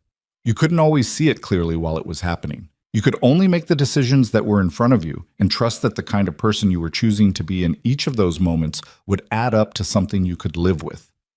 She had stood in a town square in an ivory dress while people laughed at her, and she had decided in about 2 seconds not to give them her tears. That had been the first decision. Everything after it had followed from that one, not smoothly, not without cost, not in the way stories sometimes suggest these things go, but genuinely, imperfectly, with sore muscles and burned forearms and 37 hours in the saddle, and a shoulder that still ached in cold weather, and a life that looked nothing like anything she had planned. It turned out, she thought, that the life you didn't plan was sometimes the one that fit. She was not going to say that to Rhett. He would think about it for a week and then say something quiet and correct about it, and she would pretend to be annoyed by how long it had taken him. That was also something she had come to know about the two of them, that they were going to be fine, not because it was easy, but because neither of them was the kind of person who stopped doing the work. That was enough. In her experience, it was more than enough. It was, in fact, everything. She turned away from the valley and started back down the ridge toward the upper trapline, moving through the spring snow with the sure footing of someone who knew exactly where she was, Rhett falling into step behind her, the mountain holding them both in its cold and its beauty and its absolute even-handed indifference. which was not cruelty, she had learned, but simply the condition under which everything real was asked to prove itself. She had proven herself. Not to Red Hollow, not to Rhett, not to anyone who had ever laughed at her, or looked past her, or assumed she would fold when the pressure came. To herself.